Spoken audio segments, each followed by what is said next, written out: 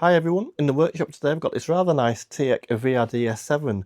It's a very high-end CD player and it's very heavy. I mean, it's a good, what, probably 8-9 kilos that. So this machine, as usual, is one that's come off eBay. It's come in its original box and remote control and it's in quite nice condition, but I don't know what the fault is. I don't know if it plays discs okay. So what we'll do is we'll just open it up and give it a general good clean over, check everything's okay, and take it from there. Well, let's sort it out.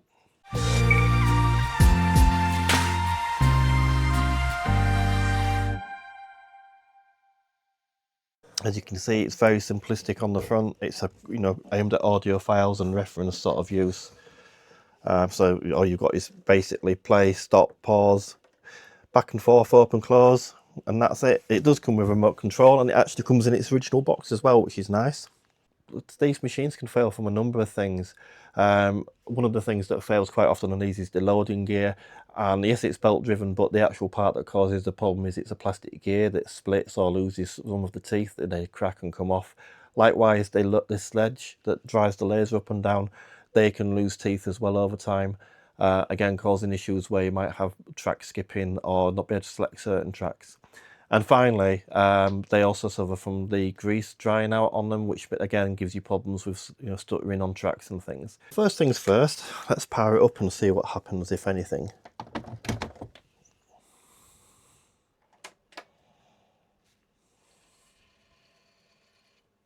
Right, well, the laser Sledge is moving, that's a good sign.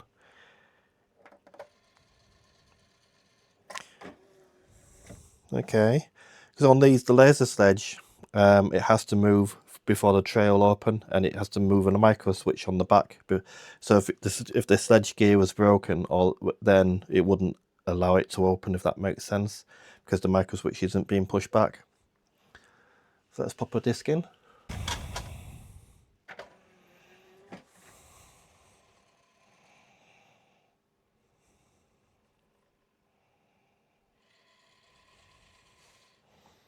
It's not read the disc, I don't think. Interesting. So it's refused to read that disc, so I think the problem is it doesn't like discs.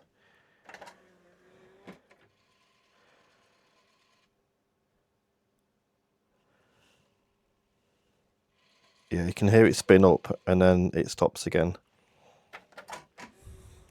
I'll try a different disc just to make sure it's not that one it's not happy with. Plonk that one in.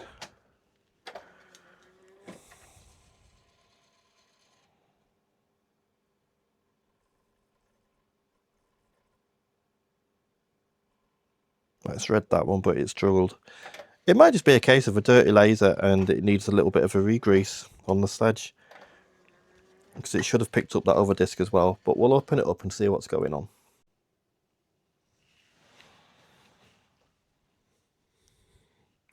Okay, so we're going to need to get these out on the top. Of these look like what, Allen keys, which is a little bit unusual. We've got 3 along the top and then there's 3 on either side by the looks of it. So we'll put an Allen key bit, just whatever it is, Torx bit or whatever it is in there. It's not a Torx bit, is it? We'll take these out.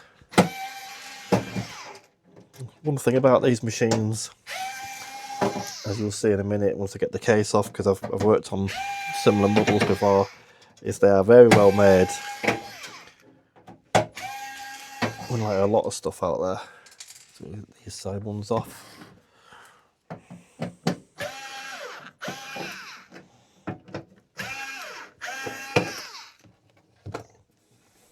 Where's that washer go? There it is. And the other side.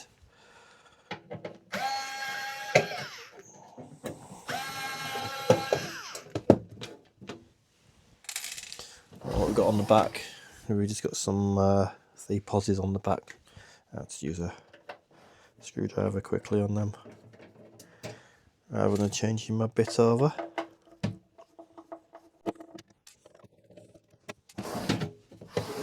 Okay, so we better set the lid off now.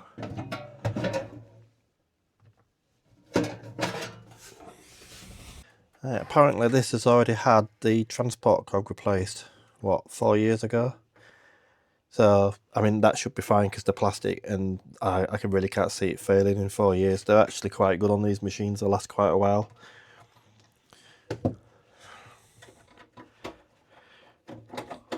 So we now need to access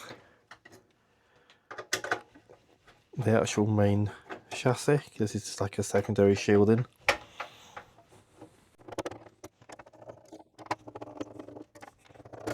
Pop that off. So the laser is the standard Sony jobber on these. I can't remember off the top of my head which one it is. It's something like a KSS-210 or maybe a 240. What we'll do is we'll just give it a quick wipe and just see if that makes any difference to the issues with the machine before we take it any further. So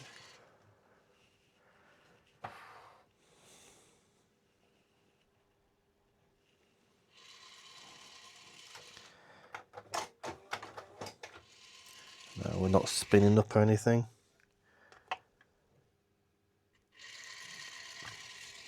Yeah, I'm not showing a disc, so definitely an issue with the laser. So we'll take that out, power it off and disconnect it.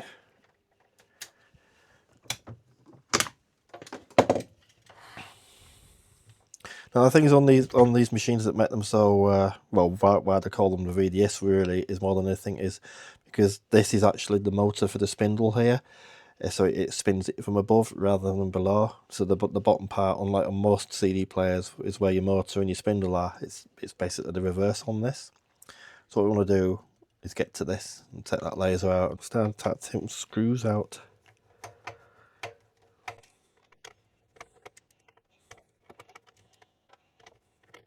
And this will just lift off because it's just the cover. And we'll take the main little PCB and metal plate out.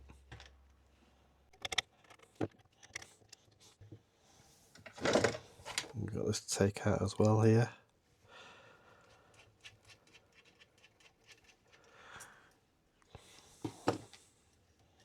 It should all lift off now. And as you can see, that's your disc spindle and everything there. So we'll just leave all that plugged in and connected at the minute, because we should be able to, be perfectly honest, access this slider without taking anything out. This is the drive cog. Let me just zoom in there so you can see.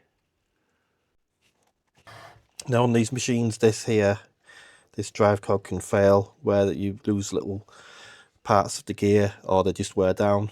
And there's also a loading one, which is this one here, which can fail. Now that's been replaced according to the thing on the top, and this one looks to be working fine and doesn't appear to have any damage, but I'll have a closer look in a minute once we've taken this out. So some more screws to take out.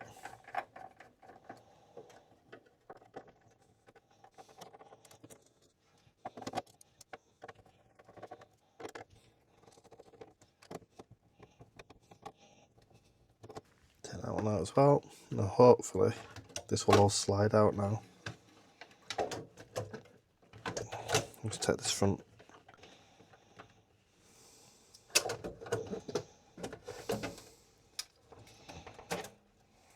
We'll just unplug everything so we can remove it to work on it.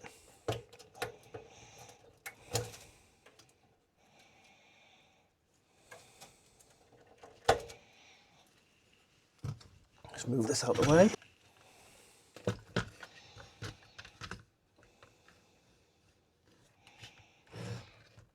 Slide the tray out of the way.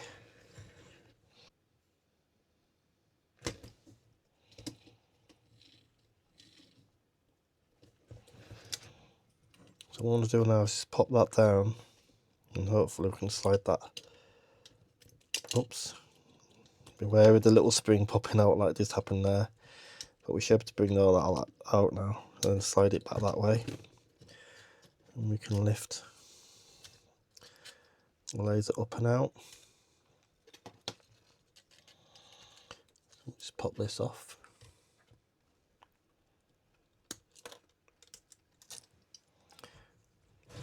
Right, what have we got? KSS-240A. Yep, I've got some of those in, I think. So, replacement parts. So what we want to do is just take this off and put it onto the new one now.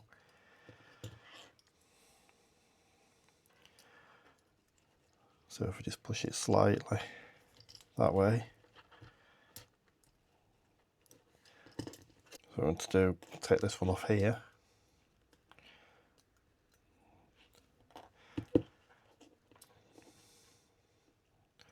Just put a little spring back there.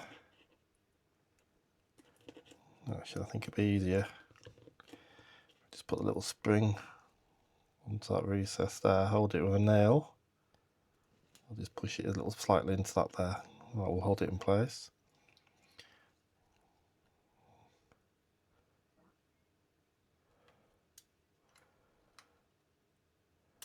Oops.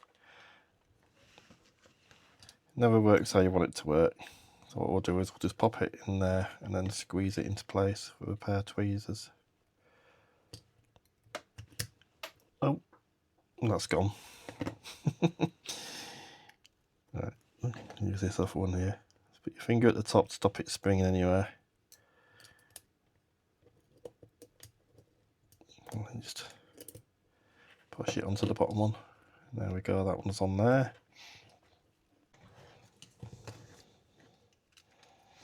Let's put this piece back on now.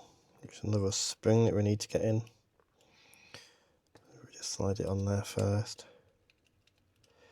Which way was it? Was that way, wasn't it?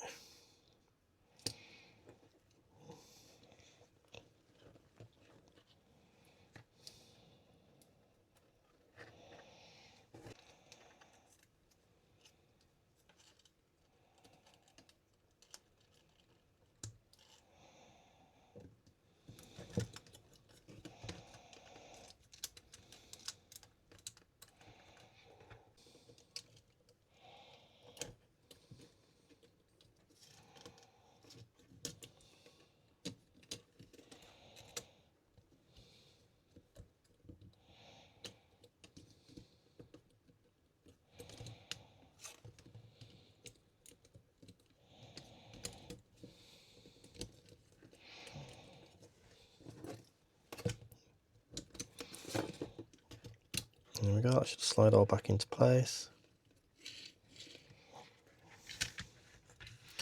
Hopefully everything's as it should be. Now we can just plop it back in.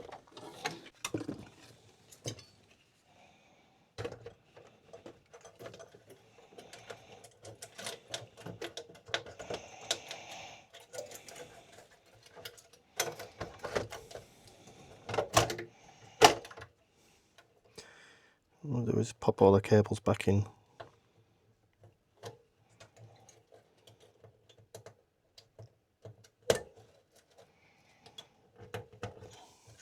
They're all colour coded, so it makes it nice and easy.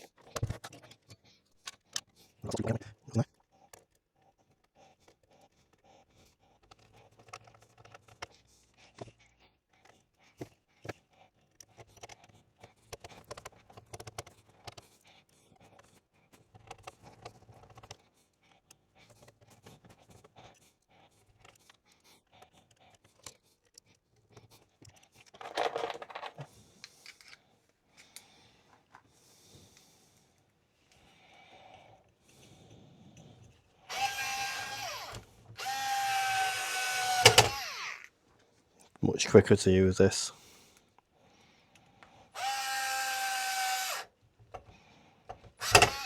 Before I put any more back on, we'll just double check this is working now.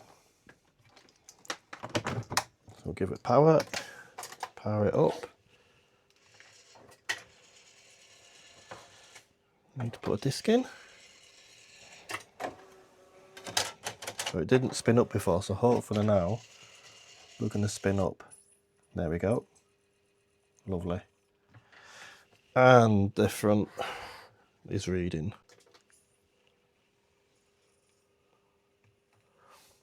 Hopefully you can see that. Playing. Yeah, everything seems fine. I'll finish putting this back together and then we'll connect it up and just check everything seems to be working as it should.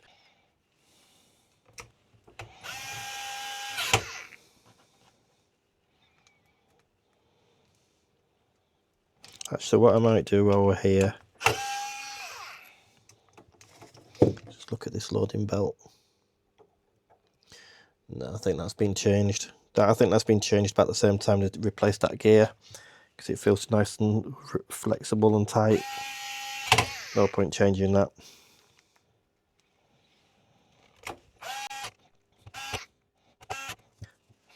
And we'll just give it a quick blowout. Any accumulated dust or anything.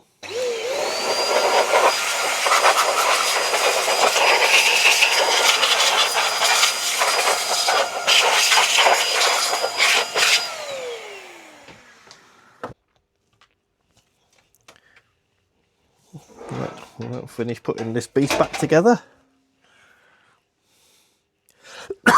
Excuse me.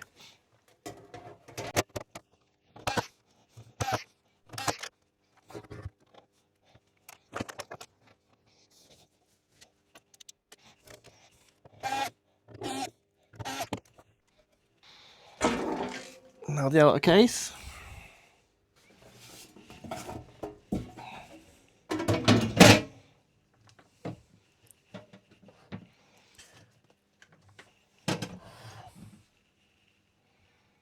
Swap my bit back over.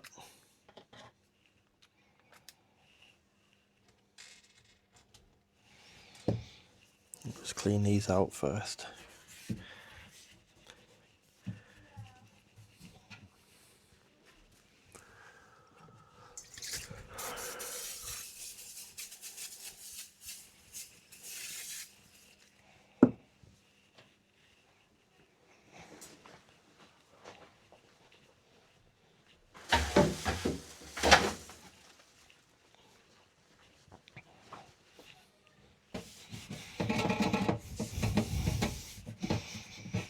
Let's get the worst of this off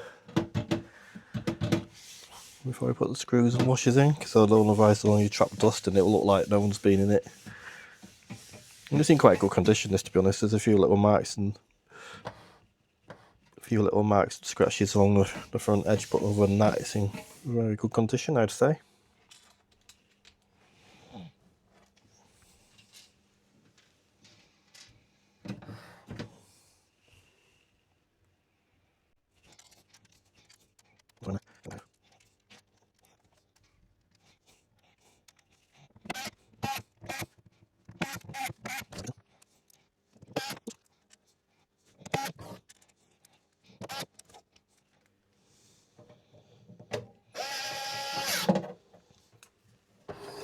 And just the rear ones.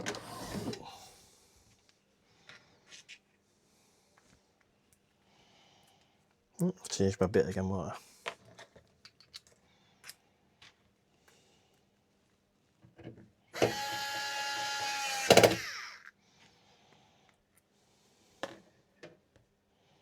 Where's it gone?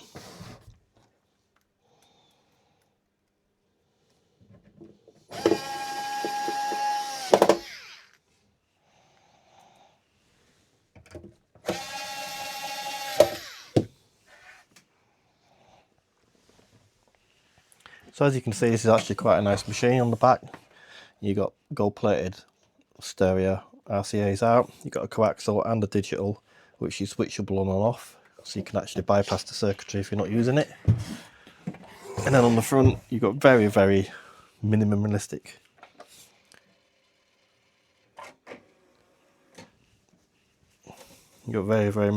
controls on the front. Just give that a bit of a clean. Yep, lovely.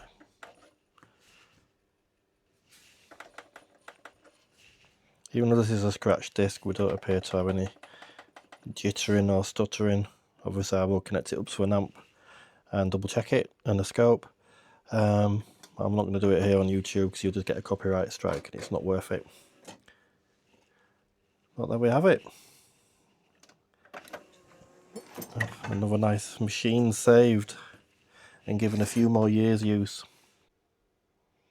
So there we have it, another machine saved.